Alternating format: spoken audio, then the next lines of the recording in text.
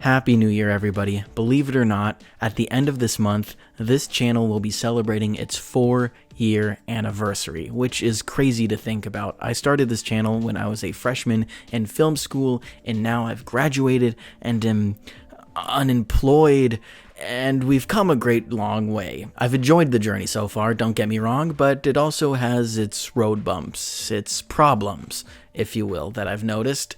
And these are things that have kind of popped up within the last year. So I thought at the beginning of the year, if I could just rant and get all my emotions out about what I've been feeling and thinking and how to navigate these situations. There are 3 main problems I'm going to talk about in this video that kind of go for the film YouTube community as a whole, not just my channel. One problem is with the audience, sorry guys. The other problem is with the creators, so that's even. And then the third problem is us both. So without further ado, let's get into it. Problem 1. Why so negative? Someone that I look up to a lot when it comes to this space that we're in online is Chris Duckman. He's been doing it for 10 plus years now. He's been doing movie reviews and growing his audience, and now he's gotten to the point where he's a filmmaker himself and making his own movie. And earlier this year, he kind of got himself into some controversy about his Madam Web review. Basically, he announced that he's done sort of being overly negative about movies and giving bad reviews, and he wants to use his channel to uplift other movies and support them instead. And so now when a movie comes out and it's bad, he just won't review it on his channel, and he only talks about movies that he likes on the channel. This, I guess, sort of created a sense of betrayal within the audience of like, hey, you're not being a good reviewer or journalist or whatever you want to call it, and the people deserve to know if a movie is bad, and you need to tell us if it's bad. It's your duty to do that. And you're just being a shill by sucking up to all the Hollywood elites because you want to fit into them, but you'll never fit into them because you're just a YouTuber. All that stuff. And surprise, surprise, I sort of side with Chris here because I find myself in a similar but very, very much smaller boat of someone who has graduated film school, and I am constantly applying to jobs within the industry. So if someone who I sent my application to finds my channel and sees that I absolutely badmouth the movie that they worked on and hated it and did a whole rage thing about it, then no, I'm not going to get hired. But it's different between me and Chris because I have a small channel that doesn't really do reviews, and he's been doing reviews for a decade now, and so when he suddenly stops, people might not like that. But I at least have the fluidity to be like, you know what, I'm going to decide right now early on in my career of doing this that I'm just going to be positive and not give overly negative reviews, and that helps. Have I done negative videos before? Yes, especially when starting out. One of my very first videos that I posted was a video about how much I did not enjoy the movie Unfriended. The fundamentals of this movie is the person cannot leave their computer. And so how many choices can you make on a computer that can stop a ghost? 0. And then the video after that was how much I did not enjoy the movie Ugly Dolls. 2 of these people actually have personalities. The protagonist and the antagonist.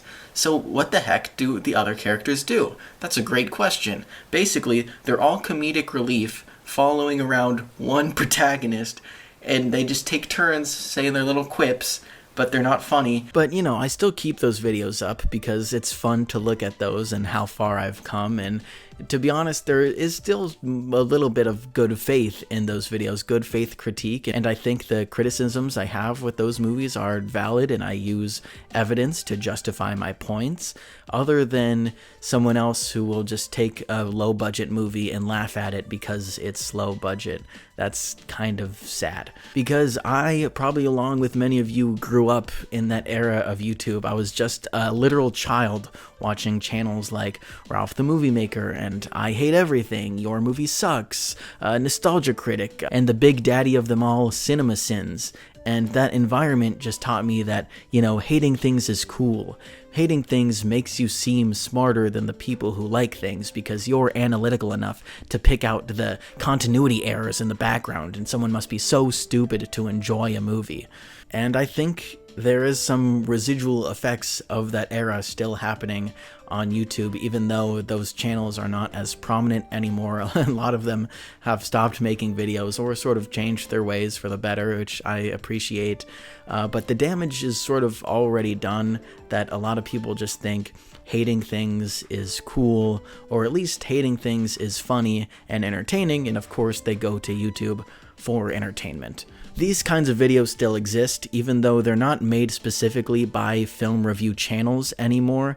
They're now so made by commentary channels, which I find interesting, like a channel like Danny Gonzalez, who has millions of views. It's not just him, but he's like one of the biggest people who do it, so I'm going to use him as an example. Like, he makes videos about very relevant pop culture things, like Cybertrucks and the Willy Wonka experience, but then out of nowhere, we'll just talk about a random indie film no one has talked about, and just talk about how bad it is, and that's funny, and, you know, yeah, he's a good comedian, I'll say it.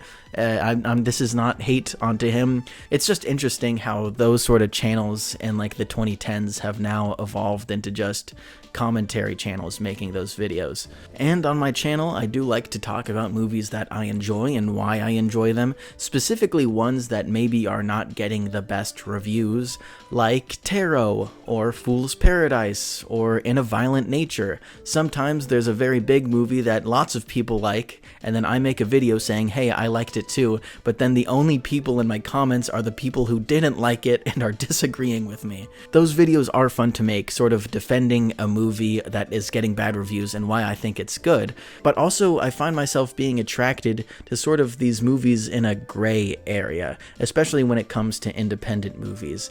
It's these movies that after a first watch you might go, I didn't really like it, the low budgetness kind of got in the way, and not for me, and that's that. But I find something special in those movies, and it makes me want to make a video about them. Movies like Yellow Brick Road, The Last Broadcast, Willow Creek, all of these low-budget indie films that just have charm to them. They have this independent spirit and grit to them. Killer Body Count, that's another one. Where are they the best movies ever? No, and a lot of the times it's because the filmmaker is still, you know, finding their footing and their voice and how to direct and all that stuff, but there's potential there. Like, there are moments of the movie that really shine through and are good, or parts of the story and the themes, like Yellow Brick Road, that you can really delve into and dissect, even though maybe at points the lighting isn't the prettiest, whatever, it has something to say. And I personally find myself changing what I think about the movie after I make a video about it. To be honest, after watching The Last Broadcast, I kind of didn't enjoy it, but the more I researched about it and really how groundbreaking it was and how cheaply it was made and still turned out that good, I was like, yeah, you know what, I think I'm gonna raise my Letterboxd rating I gave it, okay? And that's my goal with those videos, is to show people, you know, that liking things can be cool. You shouldn't just laugh something off because maybe there's a lighting mistake or a sound mistake or whatever, but really just take it in as a big picture on what it's trying to say and the real creative effort that went into these movies. And I'm hoping that after someone watches my video about it, they can watch the movie and go, you know what, yeah, I do appreciate this. Problem number 2, to spoil or not to spoil. And let's keep talking about those videos, like the video I did about Yellow Brick Road, which completely blew up. I was not suspecting that at all, so thank you so much to everyone who watched it so far. And a common comment I get on that video is, hey, I think you should make longer videos and go more in depth and talk about spoilers, and people being like, where are the spoilers for this movie? Like, you know, talk about it deeper than what you did. To an extent, I see where they're coming from. If someone has already seen the movie Yellow Brick Road and they go onto YouTube and they type out Yellow Brick Road movie analyzed, ending explained, whatever, and they see my video and I don't cover any spoilers about it, then they might be frustrated and be like, oh, I wanted to, you know, hear what this other person thinks in depth. But honestly, I don't think that's happening very much. I'm going to assume that a majority of the people who watched that video have never heard of Yellow Brick Road in their life before coming across my video, and they want to know how the movie ends because I left them on sort of a cliffhanger and I got them intrigued, when really that was the entire point. The entire point of that video is to shout out a movie and then make you go watch it, which sometimes movies are hard to see, are inaccessible and whatnot, but specifically for Yellow Brick Road, I said it was free on YouTube and I linked it in the description. It has never been easier to go watch a movie directly after a YouTube video. So no, I was never going to spoil Yellow Brick Road because I want people to go check it out for themselves and form their own opinion, and then maybe they can even disagree with me. I don't care as long as, you know, they've seen the movie. I will say when I made the Yellow Brick Road video, I was a bit on edge because I got myself in a little bit of trouble by putting a spoiler for Smile 2 on the Lady Raven versus Sky Riley thumbnail, and people were mad in the comments that I spoiled Smile 2 7 weeks after it came out. So what's up with that? People want me to spoil Yellow Brick Road, but they don't want me to spoil Smile 2? Well, here's the difference, obviously, is that Smile 2 is a big, wide-release new movie that everyone knows, everyone's talking about, and if you didn't see it in theaters, you're probably planning to watch it at home, and then here comes a schmuck like me who spoils it on a thumbnail. Whereas Yellow Brick Road, you never knew it existed, you check out the video, you're intrigued by the concept of the movie, and you're like, I wonder how it ends, and then I tell you how it ends, and you're really not that upset by it. So I'm allowed to spoil 14-year-old indie movies, but I'm not allowed to spoil big new blockbuster releases, which I guess makes sense. But because of that backlash, I was like, okay, I'm not going to spoil anything about any movie ever again and just take a step back. And then I did a Smile 2 video directly after that one where I did spoil it, but I gave a spoiler warning that time. And I go deep into spoilers in like a 20-minute video. So like if you want longer videos where I spoil things, hey, maybe check out the Smile 2 video. That leads me to a big problem I have with some of the audience. I won't say all. This goes for more of the quote-unquote normies, not people like you and me who are complete cinephiles and have over 3,000 movies logged on Letterboxd. But for the normies, I think people just want to go on YouTube and watch a video about a movie and then act like they've seen that movie and are like, you know what, I know everything there is to know about that movie and I don't need to watch it after that. People are looking for recaps of movies and just being like, you know what, I don't have 90 minutes to spare, let me just watch this recap and then get on with my day. And I'm not trying to sound like elitist or snobby when I say this, because I know genuinely a majority of people do not have 2 hours a day to sit down and watch movies. But at the same time, I do think we're in some attention span crisis right now, especially with younger people and just how the internet works. People just want to experience an entire movie in 10 to 20 minutes, and don't even get me started on that TikTok AI recap slop. The man stared intently at the solid gold Buddha statue, then pulled out a sandbag, carefully adjusting the sand to match the weight of the Buddha. Once he was sure it was balanced, Jones slowly reached out his hands toward the Buddha, and under his partner's anxious gaze, he swiftly swapped it with the sandbag.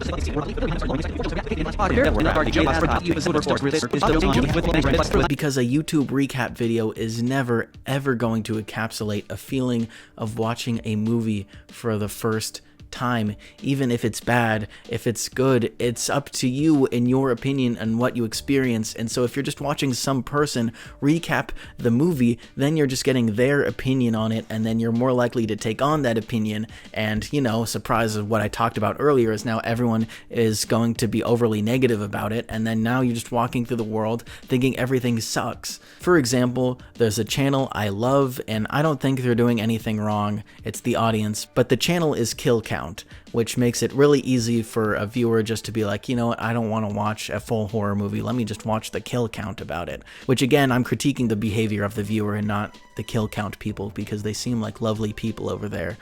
But it just sucks, and there's nothing I can really do about it. If someone just doesn't want to watch a movie and would rather watch a recap and be like, that's that, I'm gonna miss out on the magic of cinema, I don't know what to say. And that's why I don't do spoilers for smaller movies people may not have seen, because the point is, whenever you have time, just a spare 90 minutes a day, go check out this indie project that someone put so much love and soul into, and hopefully you won't regret it. Problem 3, you're put in a box. My last problem is something I was dealing with a lot earlier this year when I finally decided to pull the switch and turn this channel fully into a horror movie channel, because before then I was making videos so random and disconnected from each other that I think I was losing subscribers because of it. Because I was jumping around week to week talking about superhero movies, and then horror movies, animated kids movies, and you just never knew what I was going to post next, and that doesn't incline someone to subscribe. So instead, by only focusing on horror movies, it's like, okay, if you subscribe, you know that next week you are getting a video about a horror movie. Who's to say what the video itself is about and what I'm talking about in the video, but at least you know it's horror related. On one hand, I'm very happy with this decision, as the channel has actually grown a lot more, and a lot of it is to that Yellow Brick Road video. But on the other hand, I'm like, dang, there were so many video ideas that I had that I wanted to make that have nothing to do with horror. There were so many movies I wanted to talk about and shout out that are not horror movies at all. I wanted to make a video about how I unironically think that Alvin and the Chipmunks 4 is a good movie, and I guess I'll never get to make that. Wait a minute. Unless there's a way for you, the viewer, to only pay 99 cents a month, the lowest YouTube would allow me to set it, to get access to all these exclusive videos where I get to talk about whatever I want, not only horror movies, where I could do reviews and rankings for whatever I want to talk about. And yes, this whole section is a plug for my membership page, which is now open. So if you guys want longer videos, then you might want to check out this 42-minute long video where I reviewed every 2024 release that I saw this year. I've already uploaded reviews for The End, Carry On, Sonic 3, and I am seeing Baby Girl and A Complete Unknown next week. And so I will be uploading reviews there and just really using that space to make videos about whatever I want to talk about without the stress of, oh, will they perform well? Do I have a good thumbnail for them? It's really just a space for me to creatively let go a little bit and let off some steam, all while keeping the more scripted, more edited videos right here on the channel that will always be about horror movies for free. Don't you worry. And again, it's only 99 cents, the lowest amount YouTube would let me set it to, because I don't think I'm worth $2, okay? I'm worth 99 cents. I know that. So if you can, please consider getting a membership, but if not, totally fine. All you have to do instead is hit that subscribe button and then watch this next video.